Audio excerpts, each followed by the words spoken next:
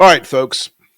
Imagine for a moment that you're a Republican. Just imagine it for a moment. I know it's a difficult thing to do for some people.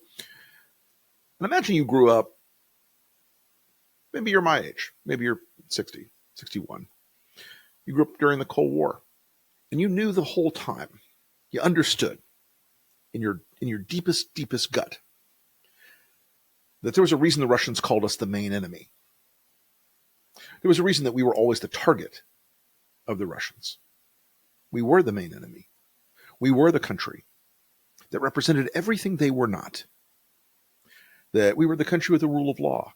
We were the country that protected individual freedoms, imperfectly, to be sure. We were a country that stood in opposition to the depredations and the miseries and the oppression that was inherent in autocratic Soviet communism. And maybe if you're younger, you don't get that as much. Maybe if you're in your 30s or your 40s, you don't see it, you don't remember it because it wasn't wired into your life. I was born in the day before JFK was killed. Let's put it that way. They give some historical context. And I grew up, and by the way, I was a Soviet studies guy, so I'm a little biased here. I grew up understanding who the Russians were. Now, I love Russians, but I hate communism. I love Russians, but I hate Putin. I hate the system that the Russian people have been subjected to for the last 100 years. More now. But now we have chosen evil as a country. We have chosen evil. We have decided that America is on the side of the inheritor state to the Soviet Union. Now, I do notice in the MAGA world, there is an instantaneous sensitivity to be, oh my God, communism, socialism, to everything. Anything you don't understand is communism. Everything you don't understand is socialism. I get that. But Putin represents something worse in my mind than communism. Communism is pretty fucking high up on my list of shitty things in the universe. Putin represents autocratic kleptocracy and oppression. And that's why Trump loves him the most. That's the secret sauce inside of the whole thing. That's why Trump really loves him the most. Okay? He loves the autocracy. He loves the oppression. He loves the idea that Putin gets to kill his political enemies.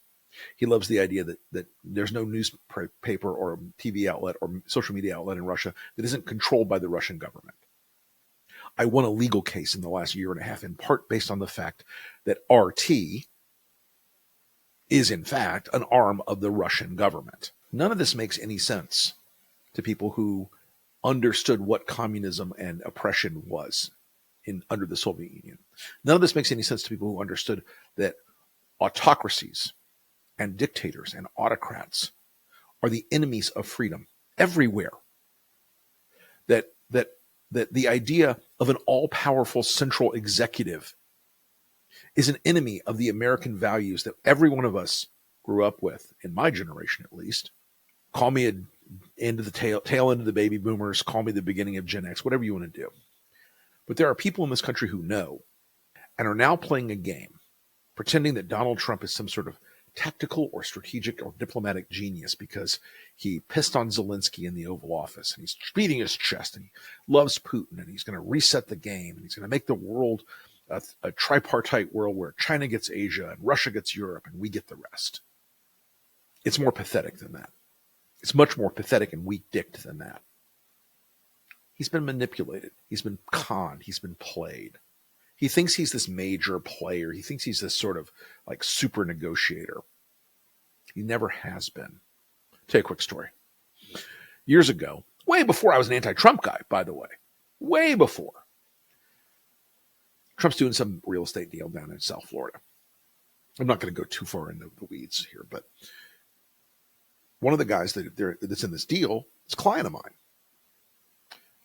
And calls me up one day and goes, hey, you lived in New York. You ever dealt with Trump? I'm like, I met him a couple times when I worked for Rudy, but I don't know him personally. And, met him 3 times, I guess, total. The guy says to me, well, we're in this deal with him, and I'm really afraid we're going to get rolled over. He's like this super negotiator. And he goes, I'm afraid my partner's going to get rolled over.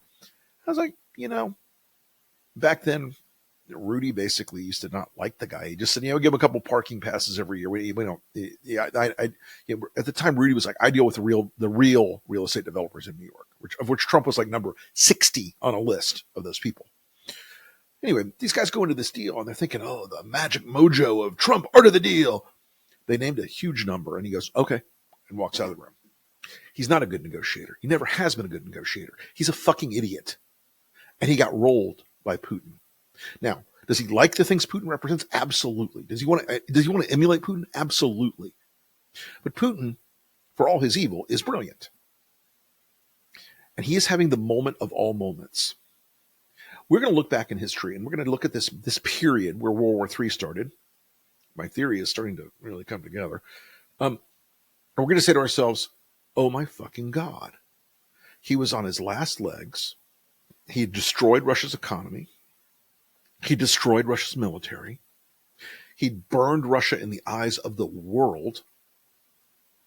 And America bailed out Putin. Now, this is a long story to get around to a point about somebody on the enemies list this week. And it's Marco Rubio. I've known Marco for a long time, supported Marco for a long time, and I'm deeply ashamed of it. For Senate, against Charlie Crist, and for president. Hell, a bunch of guys in Silicon Valley came together and we want to do an outside Marco super PAC. I'm like, I'm your Huckleberry. Last week, Marco Rubio sat on that couch in the Oval Office, inert, impotent, spineless, helpless. You could see his soul withering away as this went on. Because I'll tell you something, and I believed this, and I think Marco believes it too. I think he still believes it. If you go back and look at Marco's speeches when he ran for Senate, when he ran for president, and in the Senate, Marco over and over and over again was one of the most articulate modern voices against oppressive states and oppressive regimes and oppressive leaders in the world. Whether it was the Cuban government or Maduro in Venezuela or Putin himself, Marco was one of the most articulate voices out there. I think one of the greatest sins in public life is to have the power to articulate something in a way that is positive and that moves people, and to turn that skill to evil. And last week you saw Marco turn that skill to evil. As Secretary of State, he is now playing the Fox game, playing the Trump game. He's out there jerking himself off on live TV, saying, oh, he should have treated Trump with more respect. And I tweeted the other day that if Marco Rubio believed in any of the things he'd previously spoken about for decades now, if he had any residual sense of honor or dignity or shame, he would resign as Secretary of State. And in related news, Marco Rubio will not resign as Secretary of State. The men enabling him, and Mike Waltz, by the way, similar but lesser case, the men enabling him right now, men enabling Vladimir Putin's takeover of American foreign policy, the men enabling Vladimir Putin to put America on the side of darkness and evil and oppression and the conquering of Europe, one bit at a time, are guys like Marco Rubio. Donald Trump is old. He's sick. He's going to die. He will be gone from our lives at some point.